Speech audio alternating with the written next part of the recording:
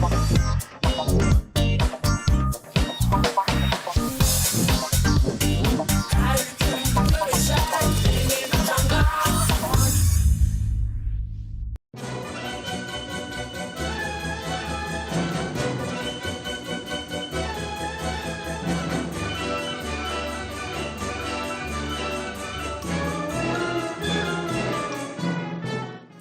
salam. Milli əhval-ruhiyyəli buraxılışımız olacaq. Sizi naxışlı və qədim, bir o qədər də müasir məkandan, Xalça muzeyindən salamlayırıq. Kənardan baxanda xalçalar sadəcə öz gözəl, naxışlı elementləri ilə seçilən əşyalardır, amma belə deyil. Bu naxışlar danışır, onların öz ideoqrafik dili var.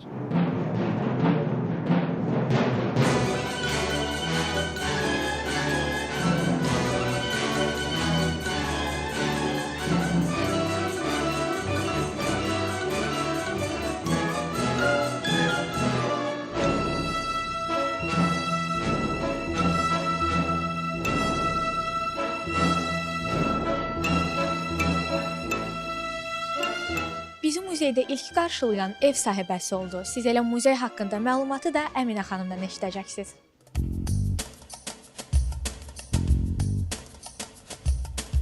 Azərbaycan Milli Xalça Muzeyinə xoş gəlmisiniz. Sizi burada görməyimizə çox şadıq.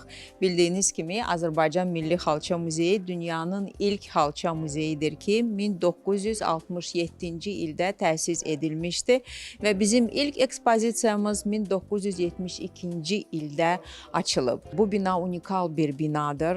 Dünyaca məşhur Avstriyalı memar Frans Jans tərəfindən inşa edilmişdi və dünyanın ilk və yeganə binasıdır ki, muzey binasıdır ki, xalça formasında inşa olunub və tikilib. Burada 12 minə yaxın eksponat qorunub saxlanılır. Müxtəlif dövrlərə aid olan eksponatlardır. Əsasən xovlu və xovsuz xalçalardır və xalça məmulatları var. Hal-hazırda muzeyimizdə iki çox maraqlı sərgi açılıb. Onlardan biri Azərbaycan xalçasının ehtişamı və digər sərgi isə Azərbaycan Milli Xalça Muzeyinin birinci mərtəbəsində yerləşən sərgi qalereyasında açılıb. Mənə elə gəlir ki, Novruz bayramına çox adiyyəti var bu sərginin. Çünki bizim adət-ənənələrimizlə xalça çox bağlıdır. Çox bağlılıq var. Bizim hər bir adət-ənənələrimizdə bizim təsviri sənətimiz, tətbiqi sənətimiz mütləq mövcuddur. Burada at, dəvə, öküz və digər yük daşıyıcı heyvanların üzərinə salınmış xalça çullarını görə bilərsiniz. İlk dəfədir belə bir sərgi nümayiş olunur. Mənə elə gəlir ki, maarifləndirici bir sərgidir. Çox maraqlı hədislərdən danışılır bu sərgilərdə. Ona görə mən hər birinizi, mən bilirəm ki, sizin verilişə gənclər baxır xüsusən və hər bir gənci mən dəvət eləyirəm Azərbaycan Milli Xalça Muzeyinə. Bu Novruz bayramında yəqin ki, səbəb var muzeyimizə gəlsinlər və ekspozisiyalarımızla, müvəqqəti sərgilərlə tanış olsunlar.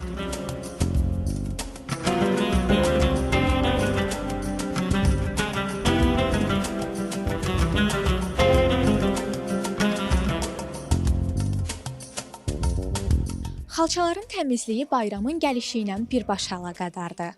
Belə ki, ta qədim zamanlardan Novruz bayramı ərəfəsində xalçalar yuyar, təmizlənər və evlərin kəndarına sərilərdi. Bununla da yazın gəlişi simvolizə olunurdu.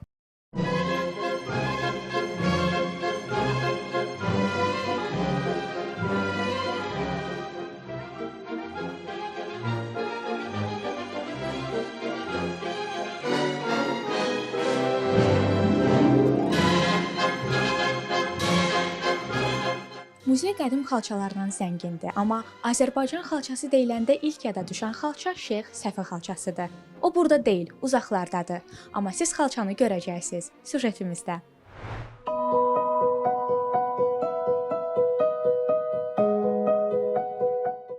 Şeyx Səfi xalçası Azərbaycan xalçaçılıq məktəbinin zirvəsi. Dünyada misli görünməmiş bir inci sayılır. Bu xalça öz zərifliyi, naxışlarının dərin mənası və tarixi ilə bugün də insanları özünə heyran qoyur. 16-cı əsrdə toxunan bu xalça Səfəvilər dövrünün ən böyük mədəniyyət miraslarından biridir. Bu xalça öz adını Səfəvilər dövlətinin mənəvi lideri Şeyx Səfiyyəddin İsaqın adından alır. Bu xalça 1539-cu ildə Səfəvi hökmdarı 1-ci Təhmasibin sifarişi ilə Şeyx Səfi məscidi üçün toxunulur. Xalçanın hər bir naxışının özünə məxsus sirləri var. Ortadakı böyük medalyon kainatı, onun ətrafındakı kiçik naxışlar isə sonsuzluğu simvolizə eləyir. Çiçəklər, butalar, həndəsi fiqurlar hamısı bir-birinə harmoniya içində bağlanır. Bu nadir sənət əsəri ipəkdən toxunulub və bitki boyaları ilə rənglənilib. Onun tərtibatında 26 fərqli rəng çalarlarından istifadə olunub. Hazırda Şeyx Səfi xalçası Londonda Victoria və Albert muzeyində sərgilənir. Amma bu xalçanın əslində 2 hissədən ibarət olduğunu bilirdiniz? Xalçanın digər hissəsi ABŞ-nin Los Angeles İncəsənət Muzeyində saxlanılır. Dünyanın ən gözəl və ən bahalı xalçalarından biri kimi tanınan bu əsər Azərbaycan xalçaçılığının beynəlxalq arenadakı simvoludur. Bu gün Azərbaycanın xalçaçılıq sənəti bu miras üzərində qurulub. Şeyx Səfi xalçası bizə yalnız keçmişimizi yox, həm də gələcəyimizi göstərir.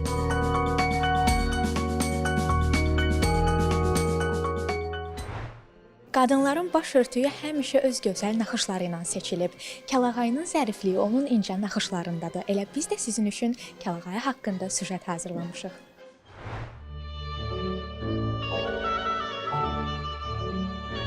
Kəlağayı ipəkdən toxunan, minillik tarix daşıyan bir sənət əsəridir. Azərbaycan qadınının zərifliyinin, ləyaqətinin və milli ruhunun rəmzidir. Amma bu baş örtüyü təkcə bir geyim deyil, o mədəniyyətimizin, adət-ənənələrimizin, incəsənətimizin ayrılmaz parçasıdır. Kəlağayının tarixi eramızdan əvvəlki dövrlərə gedib çıxır. Baskal və Şəki bu sənətin beşiği sayılır. 2014-cü ildə Kəlağayı UNESCO-nun qeyri-maddi mədəni irs siyahısına daxil edilib. Kəlağayı təkcə bir parça deyil, onun hər naxışında dərin məna var. Buta həyat və məhsuldarlıq rəmzidir.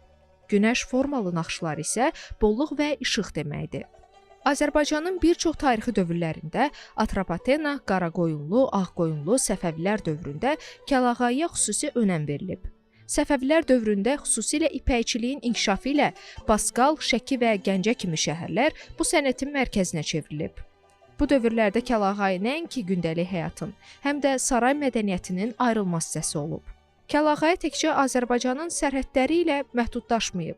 Böyük İpək yolu vasitəsilə bu zərif sənət əsəri Şərq və Qərbin bir çox ölkələrinə yayılıb. 15-16-cı əsrlərdə Osmanlı İmperiyasında və İranda Azərbaycan kəlağayısı böyük tələbat görüb. Hətta Hindistan və Mərkəzi Asiya bazarlarında da Baskal kəlağayıları öz keyfiyyəti və naxışları ilə seçilib. Kəlağayı təkcə gündəlik həyatlarımızda deyil, mərasimlərimizdə də xüsusi yer tutur. Toy günü gəlinin başına örtülən qırmızı kəlağayı sevginin və xoşbəxtliyin rəmzidir. Ağ kəlağayı isə saflığı və təmizliyi ifadə eləyir. Nəsildən nəslə ötürülən bu ənənə bir bağ və bir hörmət sayılır. Bu sənəti yaşatmaq və gələcək nəsillərə ötürmək bizim borcumuzdur.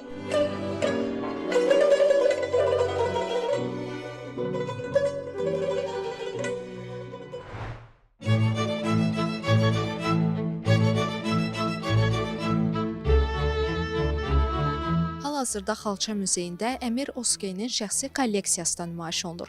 Amma bu barədə bizə Xalça Muzeyinin mətbuat xidmətinin katibi Ülvina Fərzəliyevə danışacaq. Azərbaycan Milli Xalça Muzeyi təkcə nadir, unikal sənət nümunələrinin qorunub saxlanıldığı və nümayiş etdirildiyi bir mədəniyyət ocağı deyil. Burada davamlı olaraq vaxtaşırı çox gözəl sərgilər təşkil olunur və hazırda belə bir sərgidəyik. Bu, Azərbaycan xalçasının ehtişamı, Səfəvi dövrü xəzinəsi sərgisidir. Burada Amerikalı kolleksioner, əslən Azərbaycanlı olan Əmir Oskoyinin kolleksiyasından 17-18-ci əsrlərə aid olan nadir Qarabağ və Quba xalçaları nümayiş olunur. Burada təkcə xalçalar deyil, unikal tikmə nümunələri də yer alır. Bununla yanaşı müasir, ümumiyyətlə Azərbaycan Milli Xalça Muzeyi müasirliklə qədimliyin vəhdətdə olduğu bir məkandır. Biz daim çalışırıq ki, unikal qədim nümunələri nümayiş etdirməklə yanaşı burada müasirliyi də qoruyaq, tamaşaçılarımızı daha yaxşı cəlb eləmək etmək üçün, xüsusilə gənclərimizin diqqətini cəlb etmək üçün. Ona görə bu unikal qədim xalçaların nümayiş olunduğu sərgidə həmçinin süni intellekt vasitəsilə Səfəvi dövrü xalçalarının yaradılması prosesinin canlandırılmağa çalışmışıq. Onu da qeyd edeyim ki, burada Azərbaycana aid nadir naxışların, həyat ağacı, əjdaha, sümük quşu kimi möhtəşəm naxışlarla bəzədilmiş bu xalçalar və xalçaların üzərindəki elementlər haqqında sensor ekran vasitəsilə tamaşaçılarımız məlumat ala bilirlər. Bu həm Azərbaycan, həm də ingilis dilindədir. Yəni tamaşaçılarımız əgər daha geniş məlumat almaq istəyirlərsə, bu sensor ekrana toxunaraq həm Azərbaycan, həm də ingilis dillərində həmin xalçaların tarixi və onların üzərindəki naxışların mənaları barədə ətraflı məlumat əldə edə bilərlər. Onu da qeyd edeyim ki, bizim bu sərgimiz may ayının 10-na qədər davam eləyəcək və bütün tamaşaçılarımızı, gənclərimizi gəlib bu xalçadan unikal nümunələrin sərgiləndiyi bu sərgidən zövq almağa dəvət edirik.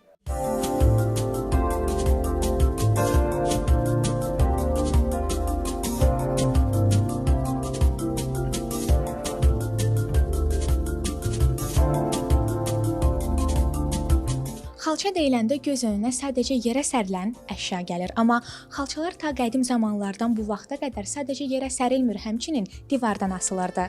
Bunun məqsədi isə soyuq divarların qarşısını alıb evdə istiliyi təmin etmək, həmçinin səsi izolyasiya etmək idi.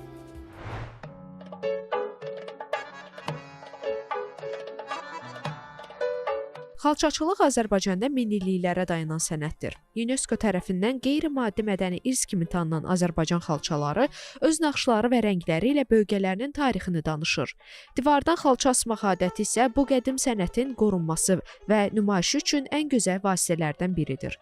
Əvvəllər də bu həm də sosial statusun göstəricisi idi. Nə qədər gözəl və dəyərli xalçan varsa, bir o qədər hörmətli sayılırdın. Azərbaycan xalçalarının hər biri bir rəsm əsəri kimidir.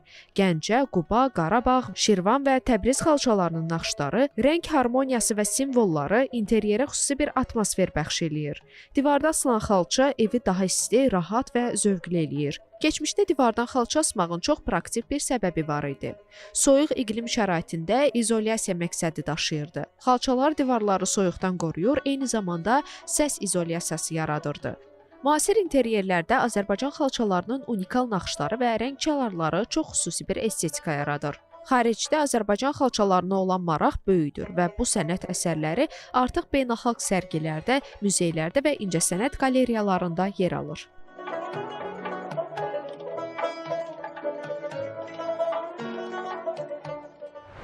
Sacayaq və buta Bakı xalçalarının ən məşhur naxış elementləridir. Hər ikisi birlikdə odu, alovu simvolizə edir, amma butanın ayrılıqda öz xüsusi mənası da var. Əgər kiməsə üzərində buta elementi olan bir əşya hədiyyə edirsinizsə, ya tezliklə o adama qovuşmağı arzulayır, ya da o adamın vətənə qovuşmasını istəyirsiniz.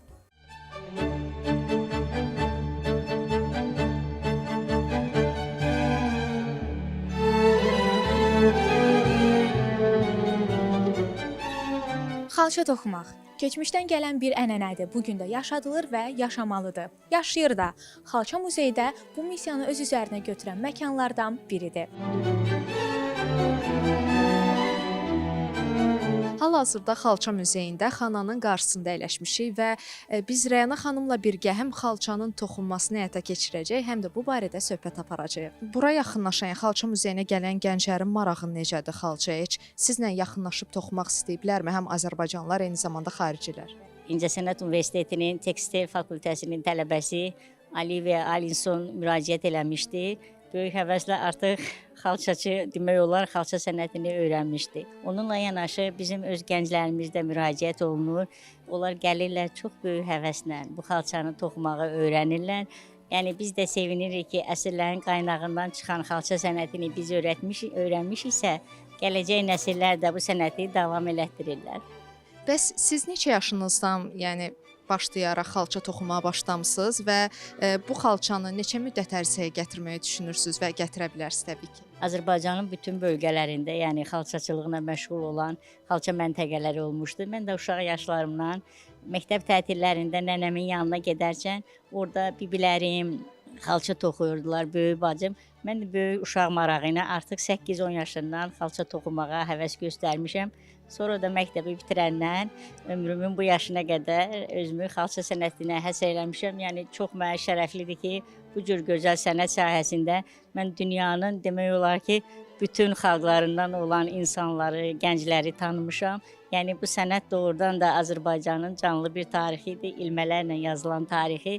Yəni dil açır harda olursasa Azərbaycan xalçası Azərbaycanı təmsil edir. Hal-hazırda toxuduğumuz bu xalça 4 ay ərzində ərsəyə gələcək. Bizim xalça muzeyində gözəl bir adət-ənənə var ki, el sənətinə uyğun olaraq hər dəfə xalça kəsiləndə xalça kəsimi mərasimi keçirilir. Biz qonaqlar dəvət eləyirik. Yəni gəlirlər, onlar da bu xalça kəsimi mərasimində iştirak edirlər. Bu da yenə Azərbaycan xalqının birliyidir. Bəs bu hazırlanan xalça sonradan xalça muzeyində nümayiş olunur? Bəli, əsasən bizim toxuduğumuz xalçalar xalça muzeyimizin sərgi salonlarında nümayiş olunur. Çox böyük həvəslə gələn ziyarətçilər xalçanın tarixi, toxunması haqqında, hansı xam maldan istifadə olunması haqqında məlumatlarla tanış olurlar.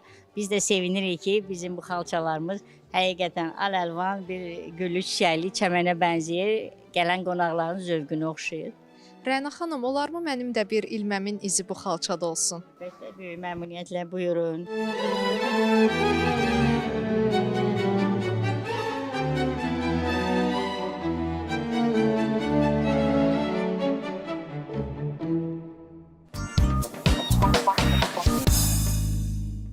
Miskərlik Azərbaycanda hələ də aktuallığını qoruyan qədim sənət sahələrindən biridir. Azərbaycan miskərləri dünyada məşhurdur və miskərlik nümunələrinin üzərində də çox maraqlı və gözəl naxış elementləri var.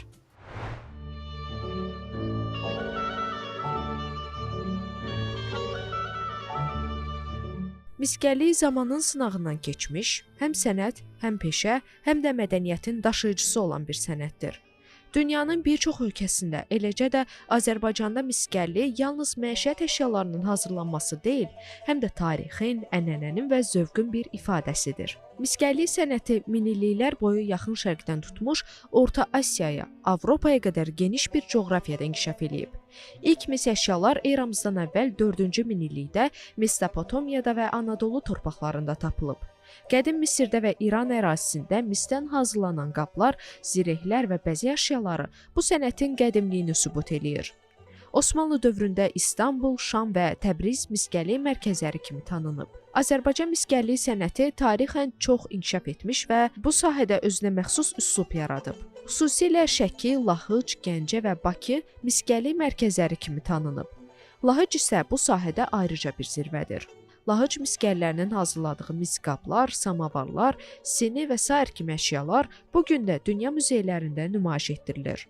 Lahıc miskərləri misə xüsusi naxışlar vuraraq onu adi bir məişət əşyasından sənət əsərinə çevirirlər. Bu naxışlar adətən həyat ağacı, günəş, ulduz və digər qədim simvollara bənzədilir. Bugün bir çox ölkələrdə mis qablar sağlam həyat tərzinin bir hissəsi kimi istifadə olunur. Azərbaycan mətbəxində də mis qazanda bişirilən yeməklərin dadı tamamilə fərqlidir.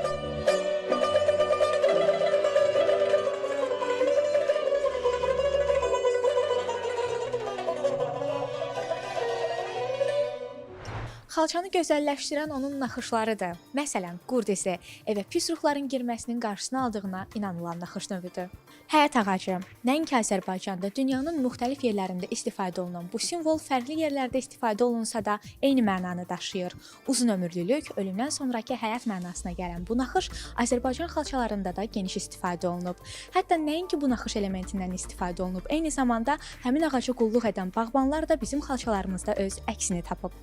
Kətabə. Bu naxışın adı kitabə sözündən götürülüb. Çünki bir qayda olaraq əgər xalçada hər hansısa bir rəqəm, ifadə, söz yazılmasına ehtiyac duyulurdusa, mütləq kətabə elementlərinin içərisində yazılırdı.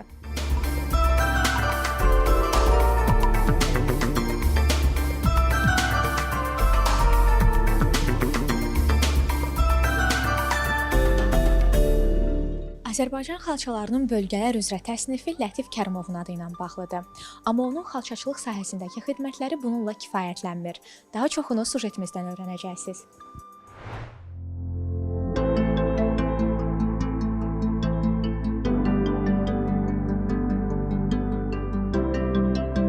Lətif Kərimovun yaradıcılığında bir sıra əsərlər Azərbaycan xalça sənətinin zəngin ənənələrini və unikal regional üslublarını bütün əzəməti ilə yaşadır. Kərimovun ən tanınmış əsərlərindən biri Firdovsinin anadan olmasının 1000 illiyinə həsr edilmiş xalçasıdır. 1934-cü ildə Parisdə Ümumdünya sərgisində nümayiş olunan bu əsər Azərbaycan xalça sənətinin beynəlxalq arenada tanınmasına mühüm təkan verdi. Xalçanın dizaynında qədim əfsanələrə və mifik simvollara geniş yer verilmişdi. 1940-41-ci illərdə Kərimov tanınmış rəssamlarla birgə Azərbaycan şairi Nizami Gəncəvinin yubileyinə həsr edilmiş 5 xalça hazırladı.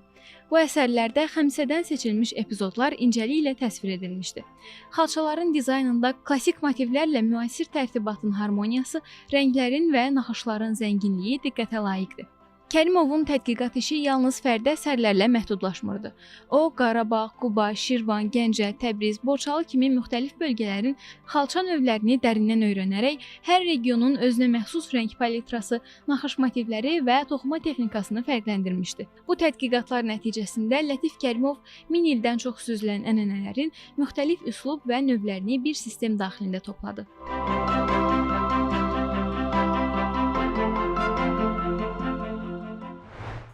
İndi isə naxışlı məlumatların vaxtıdır. Dünyanın ən böyük xalçası Birləşmiş Ərəb Əmirliklərində, Əbu-Dabidə yerləşir. Xalçanın ölçüsü 5625 kvadrat metrdir. Hazırlanmasında təxminən 200-dən çox insan iştirak edib. Dəyəri isə 5,8 milyon dollardır. Dünyanın ən qədim xalçası 2000-dən çox yaşı olan Pazırıq xalçasıdır. Bu xalça 1940-cı ildə Sibirin cənubunda, Skif məzarlığında tapılmışdı.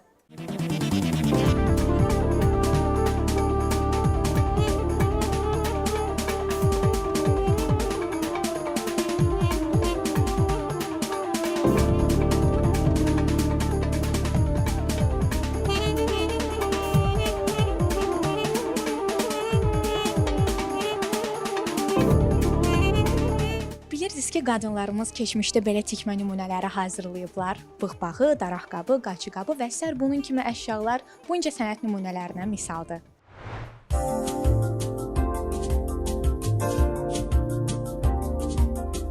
Zərif əl işləri, incə naxışlar, göz oxşayan ipək və məxmər parçalar. 18-19-cu əsrlərdə Azərbaycanda təkcə geyimlər deyil, gündəlik məişət əşyaları da xüsusi zövqlə milli tikmə sənətinin ən gözəl nümunələri ilə bəzədilirdi. Tikməli aksesuarlar həm funksional idi, həm də sahibinin sosial statusunu, estetik zövqünü əks etdirirdi. Gəlin bu sənətin nümunələrinə birlikdə nəzər salaq.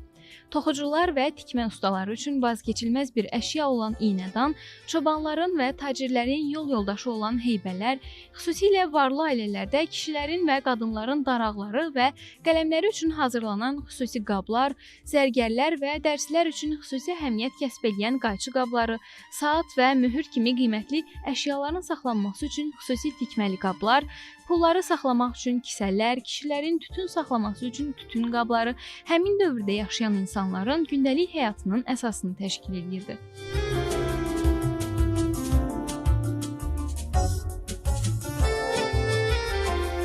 Bugün muzeylərdə və kolleksiyalarda qorunan bu incə sənət nümunələri keçmişin zərif estetikasını, ənənəvi Azərbaycan sənətinin zənginliyini bizə çatdırır. Hər bir iynə vurğusu, hər bir sap düzülüşü keçmişin nəfəsini daşıyır və milli mədəniyyətimizin incə detallarla toxunmuş xəzinəsidir. Xalça yerə yox, zamana sərilir. Keçmişdən gələcəyə bir iz salır. Bugün xalçaları danışdırdıq. Xalça muzeyini tanıtdıq və bayram əhval-ruhiyyəli bir buraxılışımızın sonuna çatdıq. Ömrünüz naxışlar kimi gözəl, bərli və zəkli olsun. Sağ olun.